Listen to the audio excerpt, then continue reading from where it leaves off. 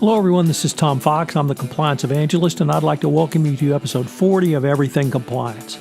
Everything Compliance is the only podcast in compliance featuring the top roundtable of compliance commentators. It includes Mike Volkov, founder of the Volkov Law Group, Matt Kelly, founder and editor of Radical Compliance, Jonathan Armstrong, partner at Quarterly Compliance, and Jay Rosen, Mr. Monitors with Affiliated Monitors. First, have you ever thought about starting your own podcast? As I have founded the Compliance Podcast Network, I'm always looking for new podcasts. If you have wanted to start a podcast but were at a loss as to how to do so, please listen to a message from today's sponsor, One Stone Creative. If you are enjoying this show, you might enjoy hosting your own. As an expert in your field, you have skills, knowledge, and insight that can help you expand your practice, meet new people, and create amazing content to share with the world. In as little as 2 hours a week, you can dramatically change how you promote, fill, and position your business. And One Stone Creative can show you how. Learn more at onestonecreative.net. In today's episode, we take a look at some of the issues that we think are going to be significant for compliance officers in 2019. Matt Kelly takes a look at how the change in the House of Representatives will lead to additional investigations, which will impact companies and compliance officers. Mike Volkov looks at some of his 2019 FCPA predictions. Jay Rosen wonders about what 2019 means for a CCO in the practice of compliance, and Jonathan Armstrong takes a look at data privacy and data protection. It's an excellent episode. I know you will enjoy it. Everything Compliance is a part of the Compliance Podcast Network. Hello, everyone. This is Tom Fox, back for the first Everything Compliance episode of 2019. As always, I'm joined by the full gang. Matt Kelly, founder and editor of Radical Compliance, also the coolest guy in compliance. Jay Rosen, Mr. Monitors. Mike Volkov, the founder of the Volkov Law Group. And joining us from New York today, although he's typically based in England, is Jonathan Armstrong from Quarterly Compliance in London. Gentlemen, welcome. Hello. Hello. Welcome. Hello. So, Matt Kelly, we had, I thought, some interesting news over the past few weeks after the change in the regime change in the House of Representatives, and Maxine Waters made some interesting announcements that you wrote about earlier this week. You want to tell us about that and what it might mean for the compliance professional going forward? Yeah, sure. So Maxine Waters, for those who do not know, is the new chairman of the House Financial Services Committee. She is a fairly liberal Democrat from Los Angeles, and she has been a longtime member of the Financial Services Committee. I want to say at least 20 years, and she's been in Congress for close to 30. Certainly, anybody who is conservatively minded and listening to this, I'm sure you're probably no fan of Maxine Waters. Politics is politics, but the fact remains she is now chairman of a very powerful committee in Congress. And so whatever she says about what she is interested in does have some relevancy for ethics and compliance officers, corporate legal departments, and whatnot. And so she started on January 16. She started that process by giving a speech on what sort of issues she plans to make priorities for 2019 and presumably 2020.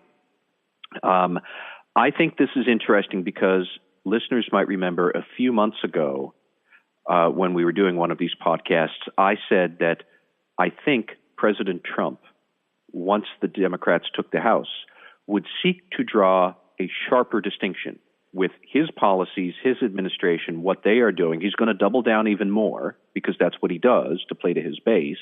And Democrats would then become the foil to what he wants. Well, this is sort of the converse of that is what Maxine Waters was talking about now. She's showing how the House is now going to start trying to oversee the Trump administration in ways that look, this is politics. They will want to make the Trump administration and the policies it's carrying out, they will want to make that painful for the president.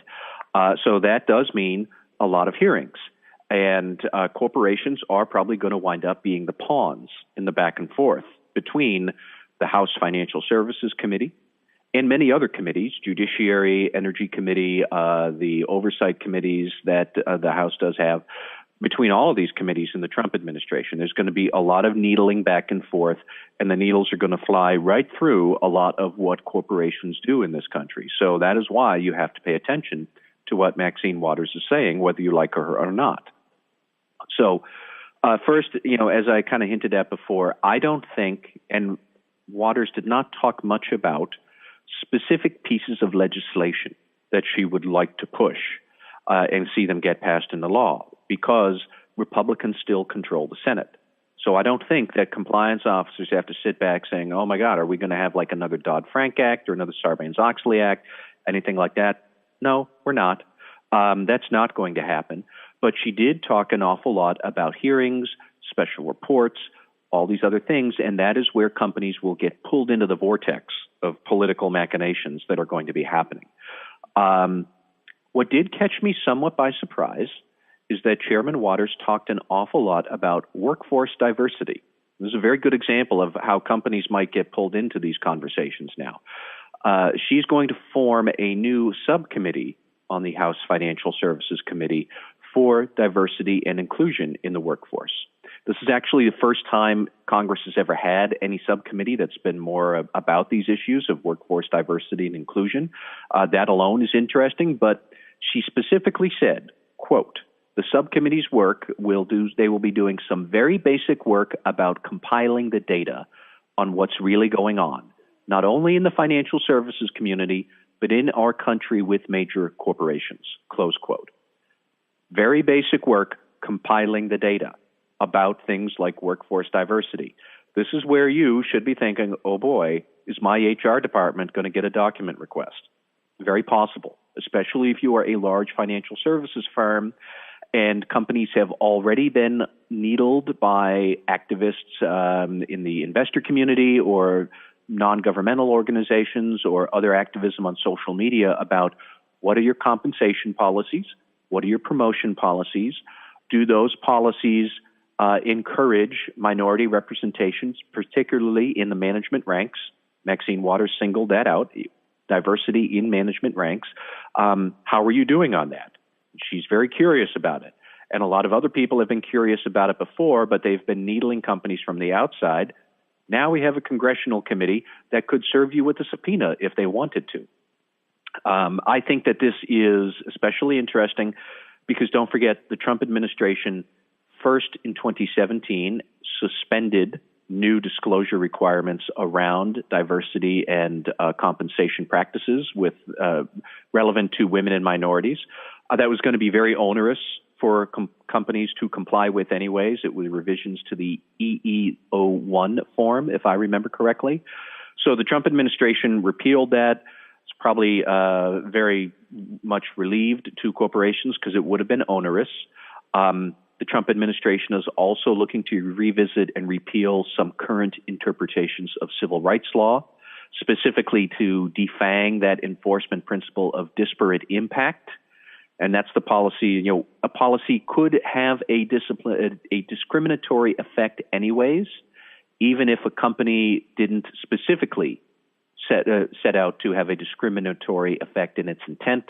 I'm kind of mangling that, but basically, you could have a pay policy or compensation policy that inadvertently afflicts or keeps one particular group out of fair representation in management ranks or fair advancement. You didn't set out to be discriminatory, but your policy winds up having a disparate impact on a certain group of employees anyways. The Obama administration said that was a problem. The Trump administration said, no, it's not a problem. Maxine Waters wants to look into how much of a problem it may or may not be. So we're right back to holding hearings, investigations, special reports, collecting data, document requests to big companies about all of this stuff. So that's something that is probably going to come up in 2019 and 2020. I do think that we're going to see a lot more conflicts like that. I think it's emblematic of the tensions that Democrats in the House are going to have with the Trump administration. The Trump administration is pushing out these policies that it wants. Democrats are going to hold hearings to say, let's see how this really affects the average consumer, the middle class and middle America. They're going to do all of this. Sure, it's political theater, but it's political theater that will sell to a certain portion of the electorate. And companies are going to have to think about, am I going to get pulled into this? Is my CEO going to have to testify? Is somebody else going to be testifying against my company? Or do we have any sort of exposure of reputation risk to some of the issues that Maxine Waters is going to put into the frying pan, and then she's going to turn up the heat because she can. Whether you like it or not, that is the reality.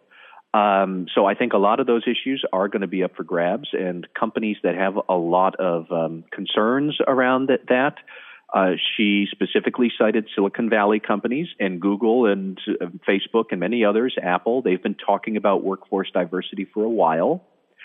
Now you may talk about that in the midst of a congressional inquiry, which is less comfortable than just talking about it and putting out a report voluntarily.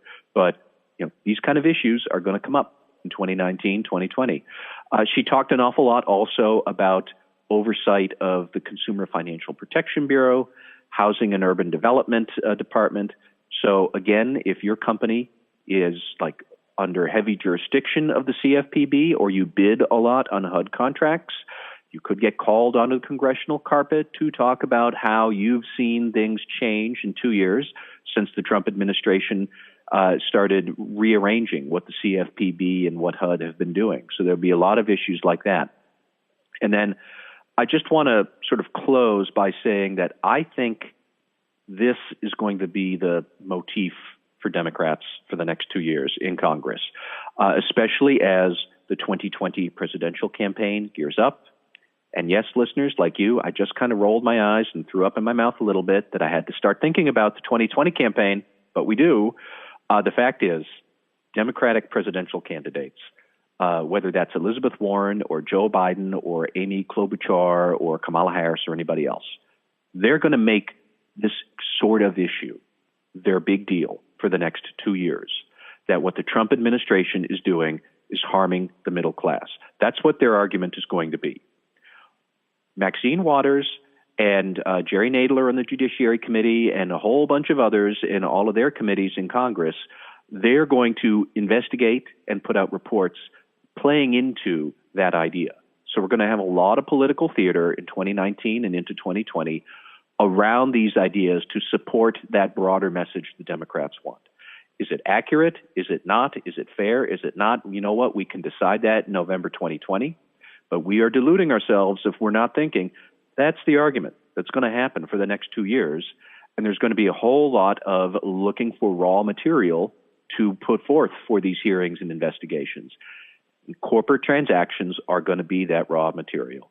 Your hiring practices, your compensation policies, your tax policies. What did you do with that tax cut in 2017?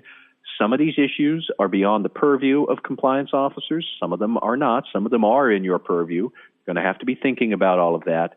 But that's really what is going to be going on. And so that's why, regardless of what you might think of Maxine Waters personally, what she has to say is worth listening to and considering, because this stuff is coming.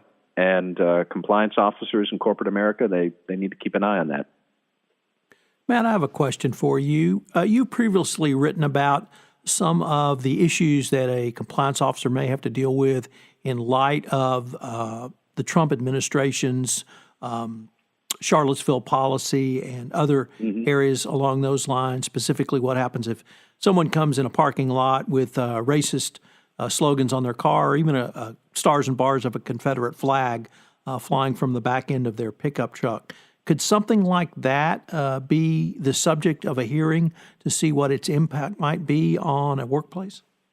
I think it very well could be that the congressional Democrats might, I don't know exactly what committee might do this, maybe the Judiciary, but they could open a hearing on something like radical conservative terrorism in the United States. So the Trump supporter who was mailing pipe bombs to the media, or any accusations about some sort of a mass shooter who might go after like a black church or something like that. Like, there are many ways that Democrats could frame radical conservative terrorism in the United States, radical white supremacy. That would be another one, that this is a real public safety threat. And then that leads to a real world case a compliance officer told me about last fall, where coworkers were complaining about somebody who was plastering his truck with Trump and various other extreme right-wing bumper stickers, and they weren't feeling comfortable.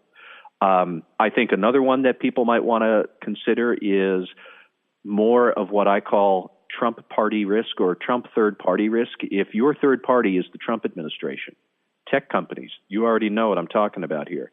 If you are supporting the Trump administration by providing IT services, you're bidding on a big defense contract, you might see your employees disliking that. Google ran into this problem. Salesforce ran into this problem. Customers and employees have been forging alliances on social media to compel their companies not to work with the Trump administration because they disagree with its political priorities.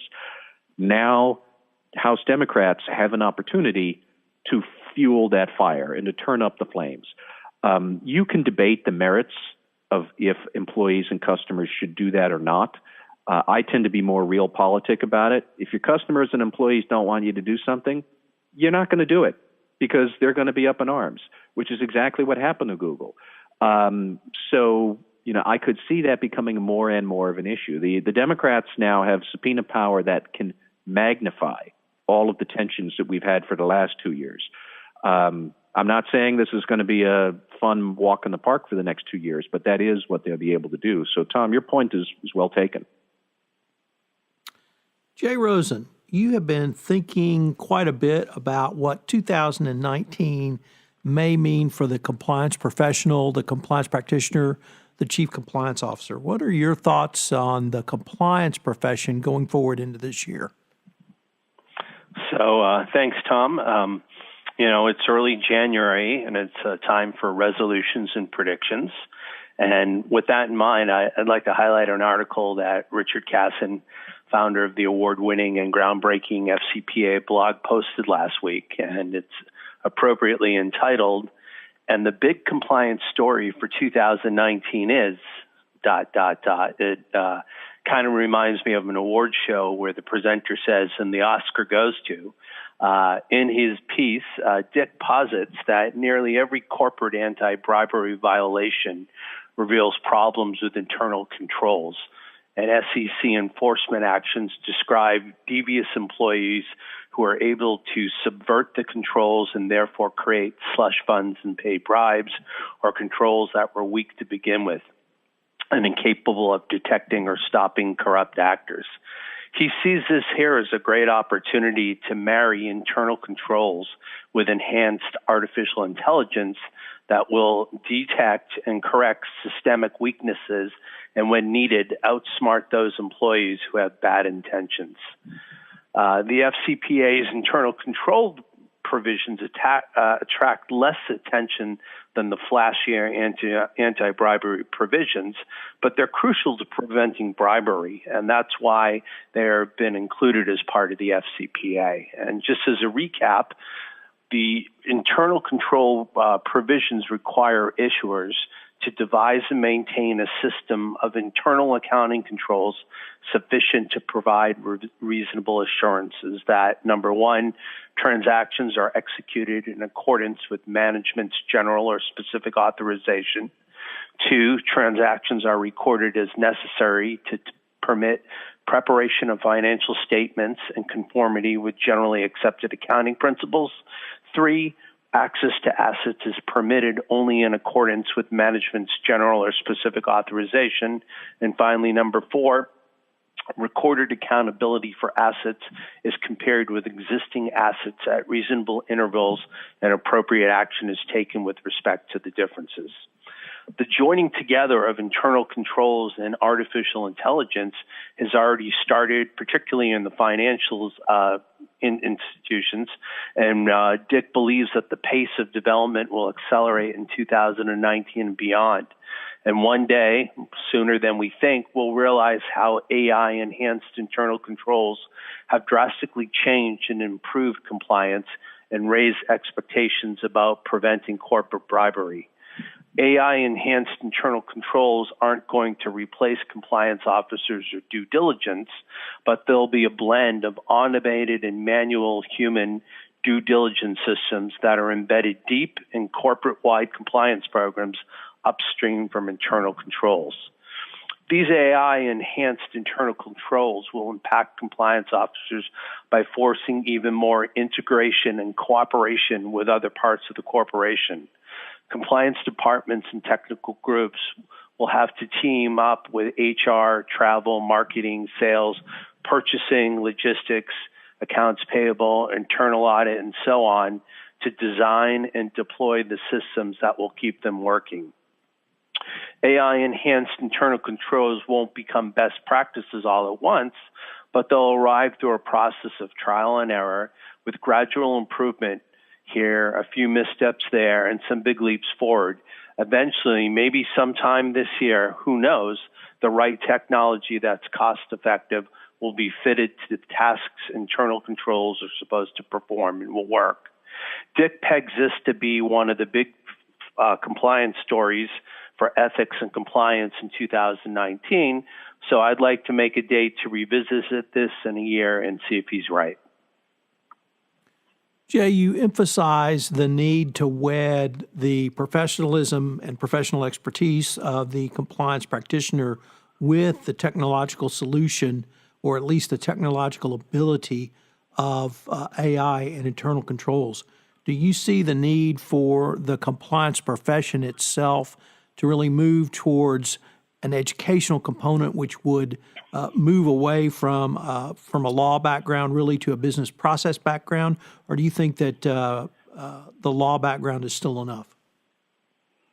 I think the former is the way it's going to go, Tom, that we've been seeing this probably gradually change over the last 10 to 15 years, that, compliance not only is something that you can study, you can get an undergraduate, you can get a graduate's degree, and what formerly was just the purview of legal is now really going to becoming its own discipline that we know. And I think technology affects so many other ways that we do business and parts of the business that I do believe that educational component is going to be necessary.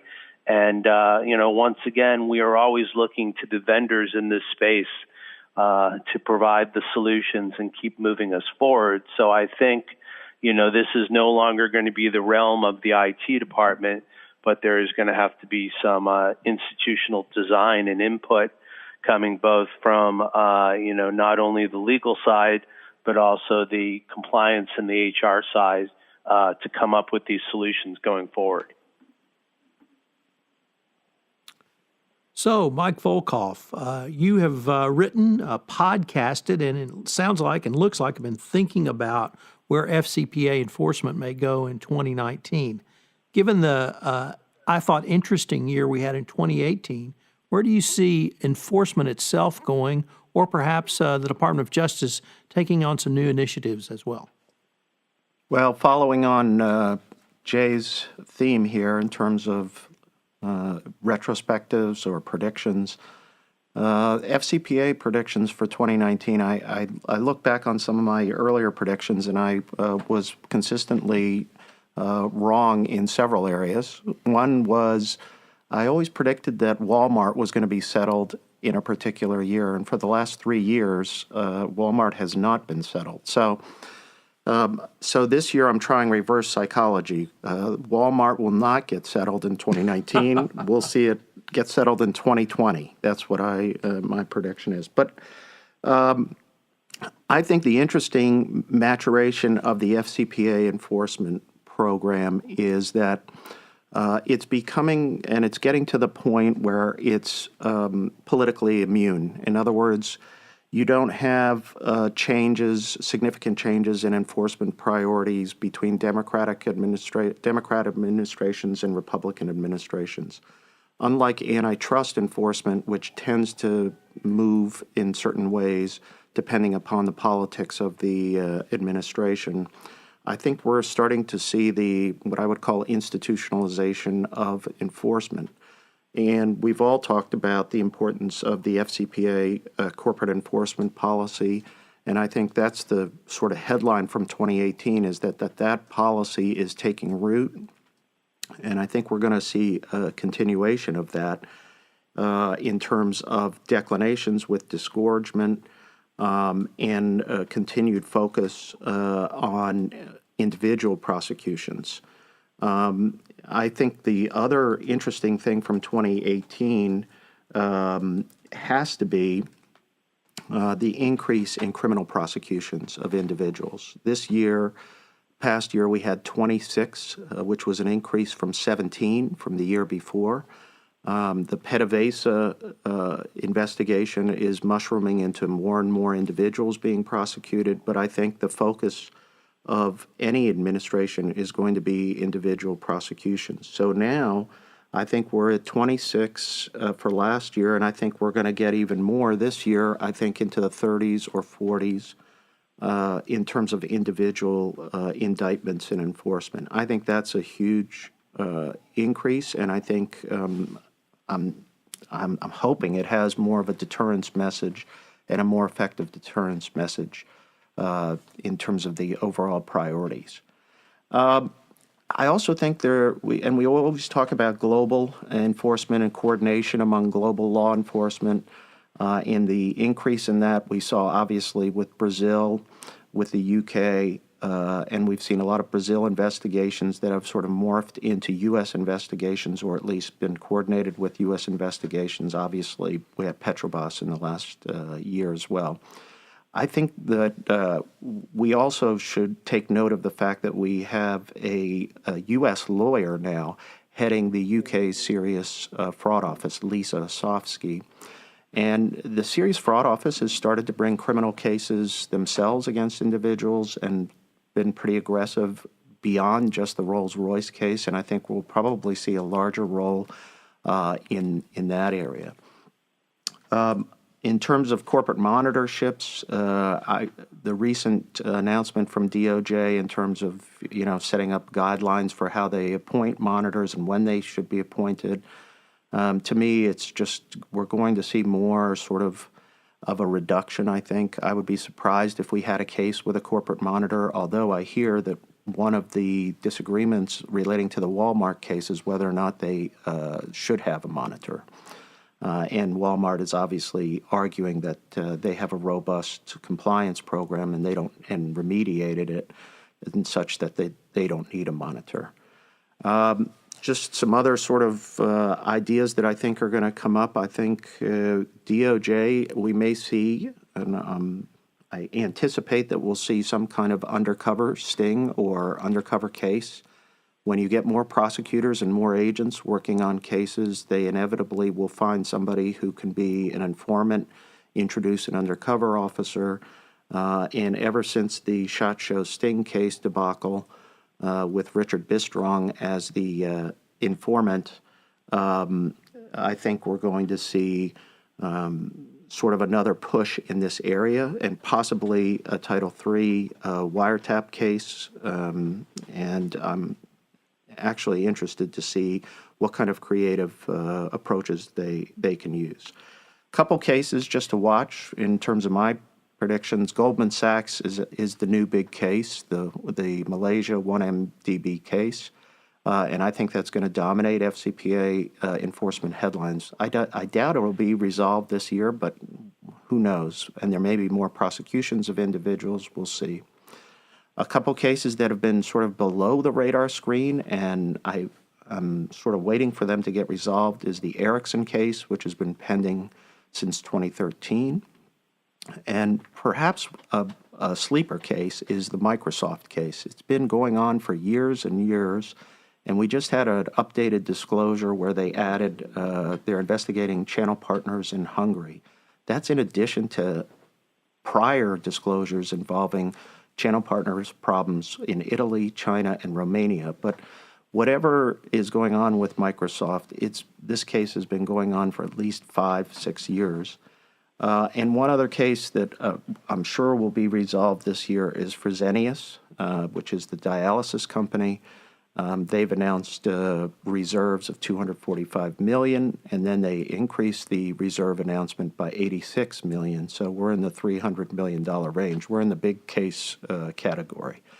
But that's where I see enforcement going. There are also some big investigations that have been disclosed involving Airbus, Glencore Mining, General Electric, CHS just announced the agribusiness, the global agribusiness, and the ever-present Cognizant technology case keeps going on and on. There's more for sure, but that's sort of just a sample of where things are right now, and I just think it's gonna be an interesting year. Matt, did you have Hey, a Mike. question? Yeah. I do, yeah. So, Mike, first off, thank you for mentioning Cognizant, because as I was listening to all of your predictions, I'm very curious to see Cognizant as well. Yeah.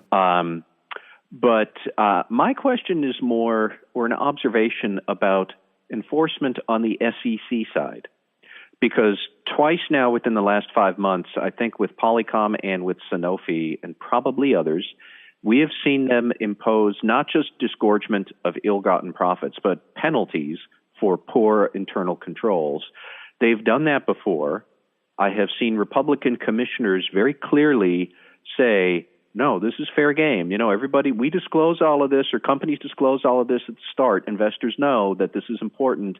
So we are not opposed to imposing penalties on companies for poor internal controls around FCPA, which is, I mean, these penalties never strike me as huge amounts of money, but it is a more rigorous application of enforcement than the Justice Department with its declinations. And to be clear, I think what the Justice Department has proposed is generally very reasonable. But I'm just struck that the SEC is still they'll ding you with the fine for FCPA violations. And I don't know if you have any thoughts or observations if we're going to keep that going, but that's stuck out with me in 2018 as I was looking back. You know, Matt, that's a great point, because the SEC, has never sort of put out any statement with regard to any reaction or sort of embrace of the Justice Department's corporate enforcement policy. And in practice, I think they want to have the ability to impose penalties beyond just a sort of disgorgement resolution. And I think it coincides with an aggressive staff and a staff that's becoming more and more aggressive. And in terms of the way they're digging into financial and your controls and internal controls has been more and more aggressive, particularly in the procurement to invoice to payment processes.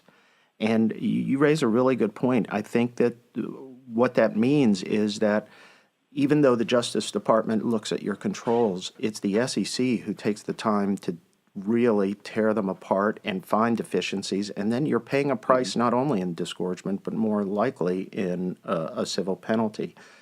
For example, the Sanofi case in the past year, the United Technologies case, the amount of time and effort that they spent in the settlement documents digging through the internal controls was, I thought fascinating, because we're geeks, when it comes to internal controls. But to me, if I'm sitting in a business right now, I've got to watch and I've got to be more careful with my controls than ever before. And it's interesting because we thought, the Trump SEC, and we thought Jay Clayton and all of this was going to be, is there going to be a change in FCPA enforcement? And I think the SEC has ended up sort of supporting the aggressive staff positions so far. And I don't know if you've had that same perception, but I'm actually pleasantly surprised on how aggressive they have been. I would agree with that. I was always struck several years ago now, but former SEC Commissioner Michael Piwowar, who was a Republican appointee from the Obama administration, and he left, I want to say, about 15 months ago.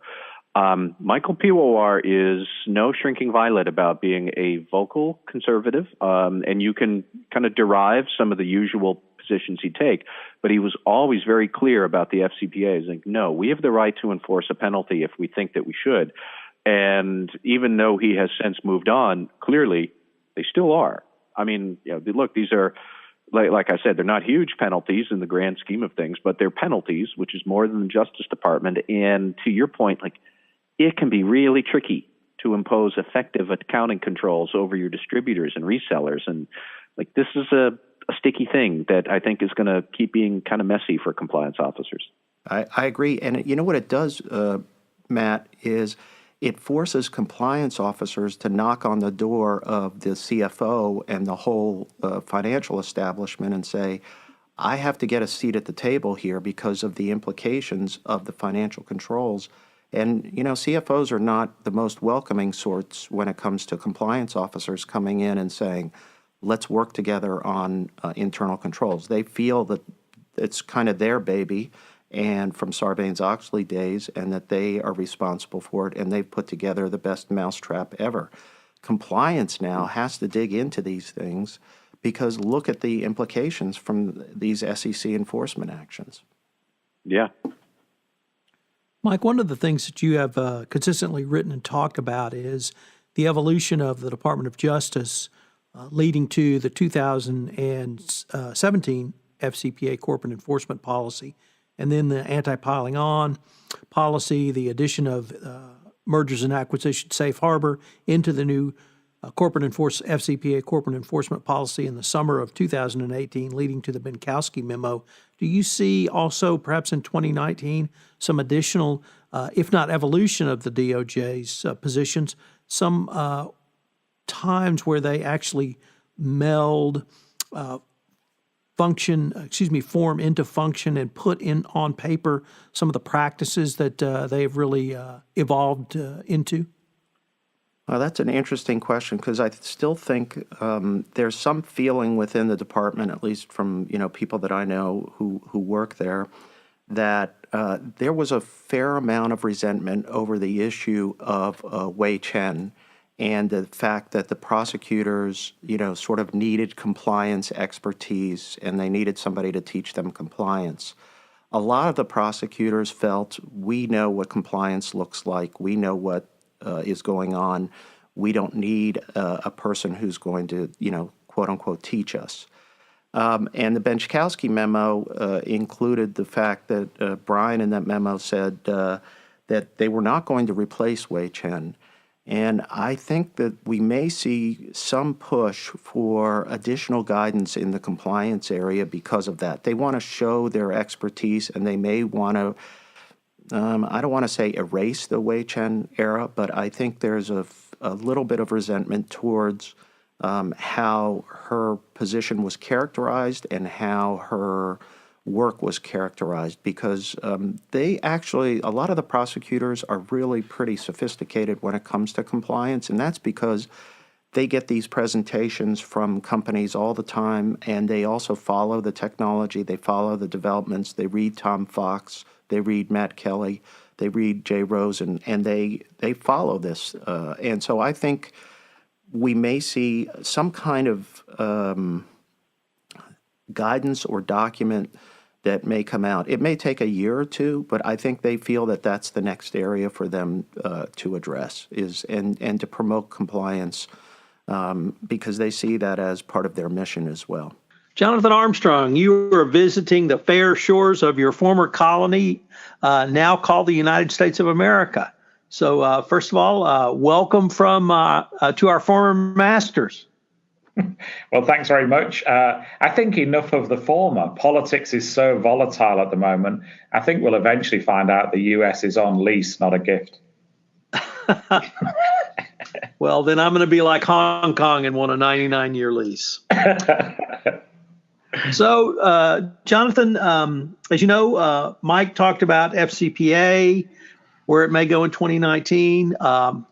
Jay told us about the compliance profession and where it may go. Matt went a little bit deeper, talking about Representative Maxine Waters and her investigations that she's announced and how that may impact not only compliance officers, but also corporations in this partisan political environment.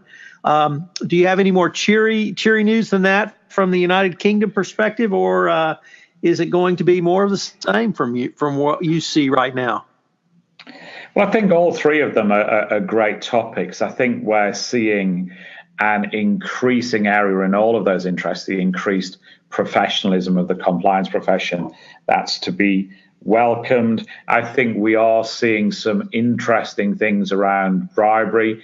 The SFO has had some uncertainties over some of the showpiece prosecutions that were left over from the old SFO regime, but at least the mood music early on seems to be that the new director of the SFO is perhaps correcting some of the misperceptions of the last regime, a better respecter of legal privilege, I think, and it seems, at least from the early mood music, more recognizing of the great work that compliance professionals do.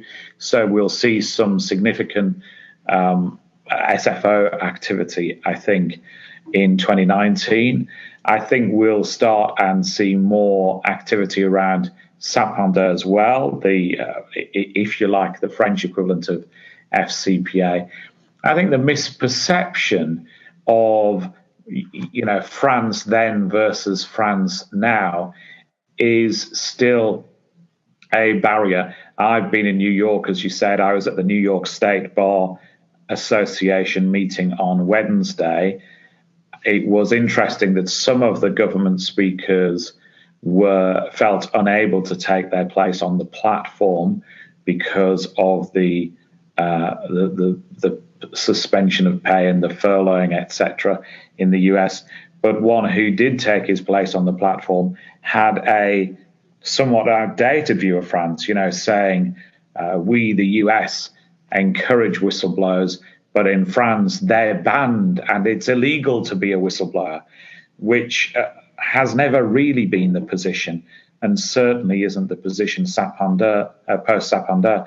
And it was regrettable that somebody in a position of public office was so misinformed. So there's certainly all sorts of issues around cross-Atlantic cooperation and perception.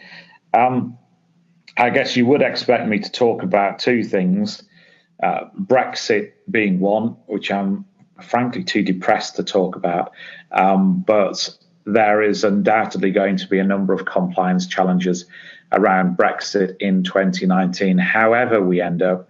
And even if there's no Brexit, there is still going to be complexities, some of them from a fairly minor point of view, like if there is no Brexit, how does the UK fit into what's called the OLAF regime to investigate fraud across the EU, to the major that if there is a Brexit, how do things like data transfer work?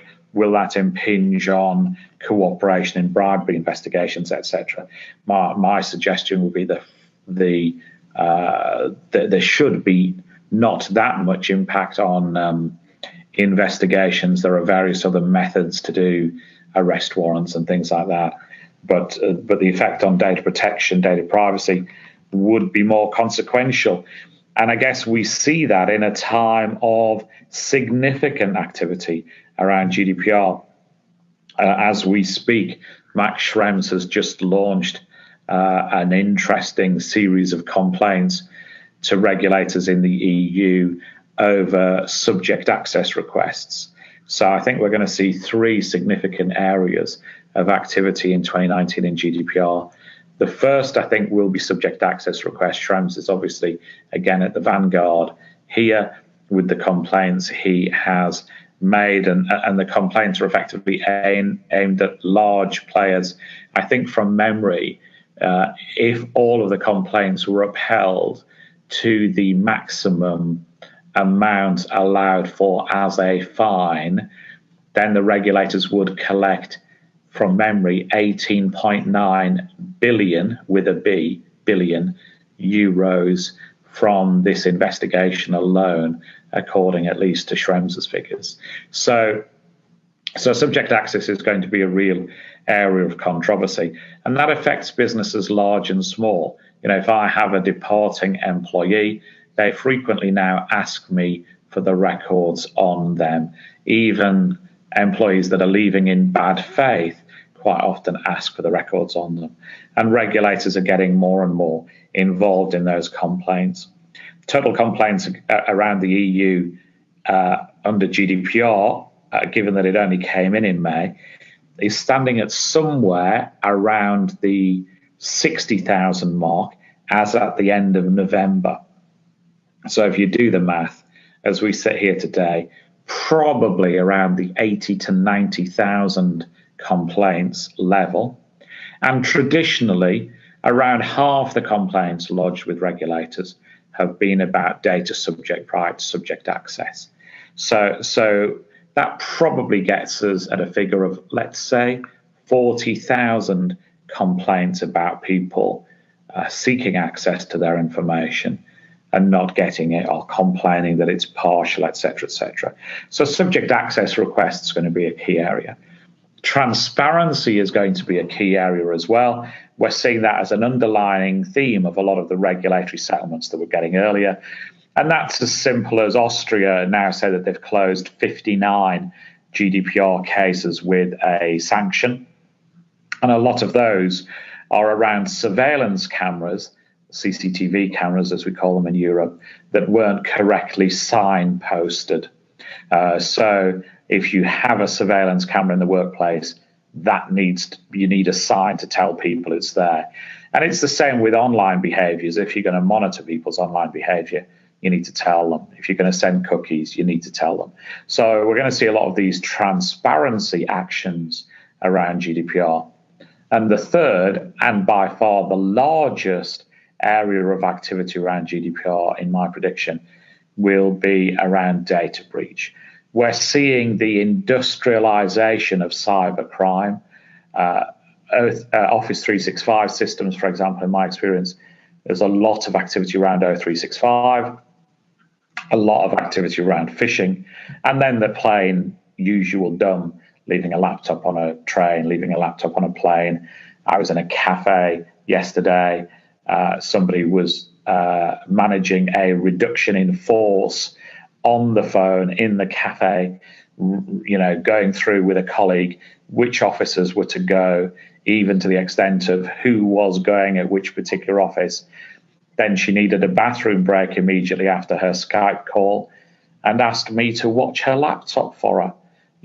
Still logged onto the system, still, there and then with presumably, if I'd have looked and I challenged myself not to look, presumably with the table that she'd written out a minute earlier of who was going in the organization and where. So people still taking incredible risks with data. Currently, there are around about 35,000 data breach reports have been made across Europe since GDPR came in. So, in the UK, for example, alone, 19,000 people have, or 19,000 incidents have been notified to the regulator, and regulators are ploughing through those cases as we speak, and they're obviously taking time to do so. In Germany, traditionally regarded as a very aggressive area of GDPR regulation, north of 6,000 data breach notifications made to German regulators as at the end of September. So significant volumes of complaints, and we'll see some rubber hitting the road in terms of enforcement action in 2019 as well. And that might not be the sort of 18 billion euro figures that Trends has talked about. And I don't think even he thinks that the fines will go up to the maximum, but we will start and see enforcement activity, prohibition notices, et cetera, in 2019 for sure. So, Jonathan, within the context of Brexit and GDPR, or I suppose I should say, within the context of the Venn diagram where they intersect, do you see any guidance, or at least can you give any direction a compliance practitioner might look regarding data transfers in the rubric of an investigation? Is that going to change? Does it depend on the status of Brexit, or is it just a soldier on? I think you've got to have a plan. And for many organizations, I've been advising a client on this today, for example. You're going to have to look at things like, where is your data held? Do you want to move it? Do you want to mirror it? Do you want to split? And that's relatively easy to do from a technical point of view, or increasingly easy to do from a technical point of view. Because if your data's in Azure or AWS, then you can ask your provider to spin up an additional server, but you'll need to plan that, and you'll also need to look at some technical things, like if you have a data protection authority in the EU, a lead data protection authority, and that lead data protection authority is the UK, then you might need to give thought to who your lead DPA would be if the UK weren't in the EU. And at the same time, you might also need to reach out to the ICO if your lead data protection regulator is currently a DPA that is in the EU that isn't the UK. You might also need to look at data transfer agreements. You probably already have a data transfer agreement between the EU and the US, but you might need to look at a data transfer agreement separately between the UK and the US, and then additionally between the UK and the EU. And if there's a hard Brexit, then that's you'll need to get all of that stuff done and signed and delivered by first or second week of March. And with many corporations, that's quite a challenging timeline if you need to locate corporate signatories and they're on business trips or vacation or whatever that might be. So you might even want to look at powers of attorney to enable you to sign that type of agreement really quickly if you need to. And then depending on your business, you might also need to look at other things aside from data protection. So you might need to look at the REACH regulations if you import goods into the EU. You might need to look at customs regulations. You might need to look at appointing a representative in the EU if the majority of your activities in the UK. That you might be required to do that under GDPR. You might be required to do that under toy safety legislation. There's a whole raft of different measures that might require you to do something in terms of a registration or a nomination. So I think the clever businesses are going through that planning process now, knowing that they, if they do need to do something, they probably only have 4 weeks to do it. And so time is of the essence. But obviously everybody's plan, we're doing what's called BIPs, Brexit Impact Plan. Everyone's BIP is going to be slightly different because that will depend on the regulatory regime that they're under. Well, gentlemen, we are now on to rants. So why don't we keep the same order? Mr. Kelly, you want to start us off? I do, actually, and I'm going to start off on a positive note with a rave, although it is based on a rant I had several months ago. I think last summer I was ranting about Bird, the scooter rental company, and how their approach to reaching out and expanding into new markets in the U.S. was just to show up, drop their rental scooters all over the city, and then let customers use them, and never tell city officials we are doing this. And I ranted back then because the first city that Bird did this was my own city of lovely Cambridge, Massachusetts, where suddenly I had these scooters on my property and all over the block. And our city wound up in a cat and mouse game with Bird as we were driving around town, the DPW trucks, impounding Bird scooters until Bird came back to the table and agreed that it would start to negotiate some sort of notification plan. Now, that was then. I was very pleased, and I am raving about this week. I saw an article in the New York Times about how the city of Portland decided to take a more proactive approach with online rental scooter and bike companies like Lime and e-scooter and a few others, where the city capped the number of available items that these companies could put on city streets. And then the companies had to apply for them. They had to supply data to the city about who's using them, where are they using them, as a pilot program. And it was a good success. And now the city says we're going to launch a larger secondary pilot program for a whole year with even more permitted scooter rentals and bike rentals and all these other little personal transportation rental companies. I have mixed feelings about whether these are viable business models, but what annoyed me to no end with Bird was its go in guns blazing and regulations and stakeholders be damned approach the first time around. And now I am very pleased with the companies that are cooperating with the city officials in Portland to see how could we do this more intelligently.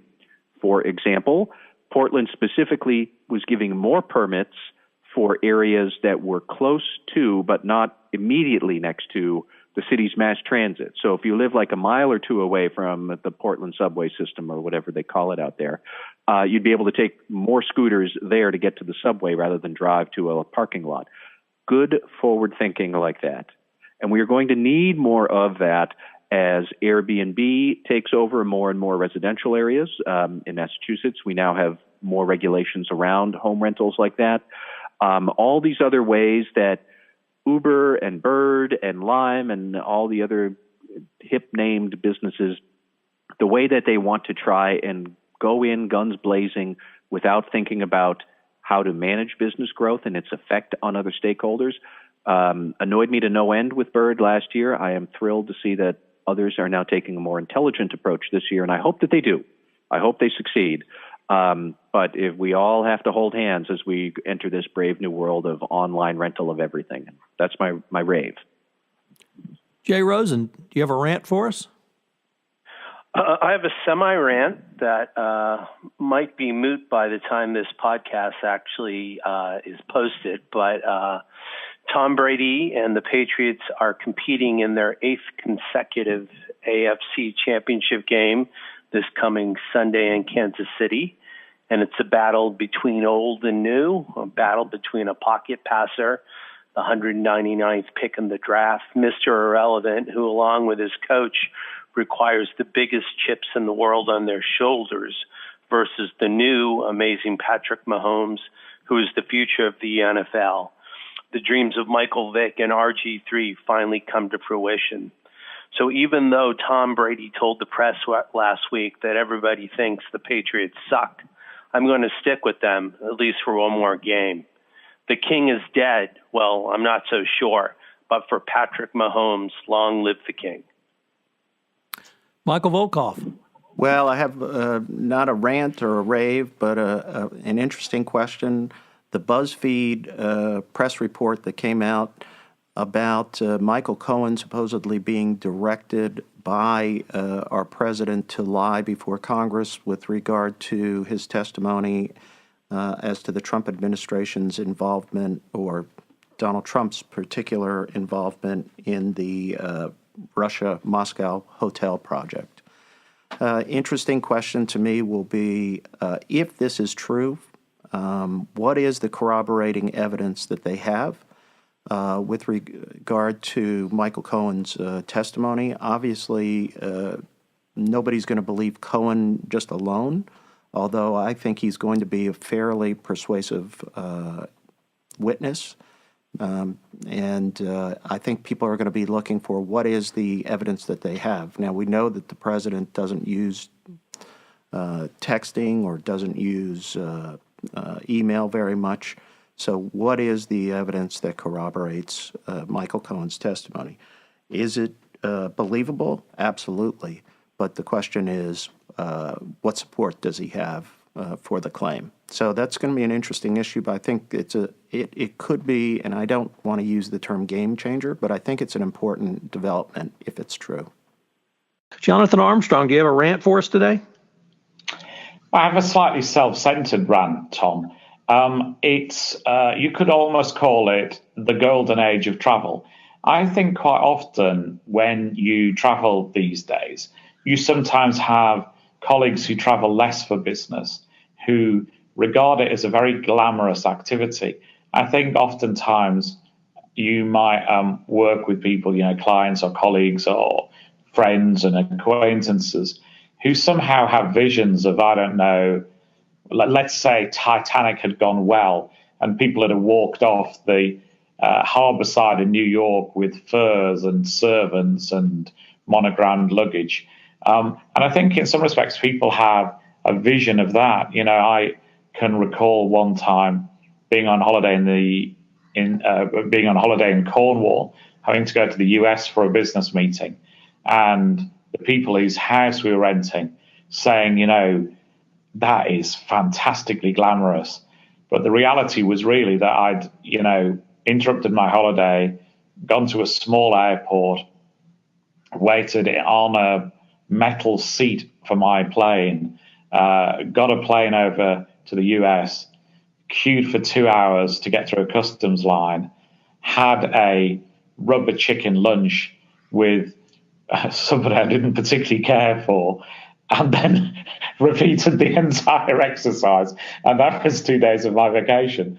So I guess my rant is, can we return even a little bit to the golden days of travel? And particularly, I appreciate that everybody in the world has their issues with immigration, and it's right and proper that we check people when they enter a country. But and this isn't directed at any particular nation that I've got to exit soon, but a little civility goes a long way. At the New York State Bar Association meeting, the president made a speech on Wednesday about a wish to return to civility in public affairs, and saying that attorneys should take the lead in being pleasant to people. And I agree with that, but I'd like to extend that to customs and immigration officials as well. Well, gentlemen, as always, it's been a great episode. I wanted to thank everyone, and I look forward to our next conversation on the Everything Compliance podcast. Thank you. Hello, everyone. This is Tom Fox again. I hope you've enjoyed this episode of Everything Compliance. I hope you will join the gang for our next episode in a couple of weeks. The Everything Compliance gang is Jonathan Armstrong, Mike Volkov, Jay Rosen, and Matt Kelly. Everything Compliance is a presentation of the Compliance Podcast Network.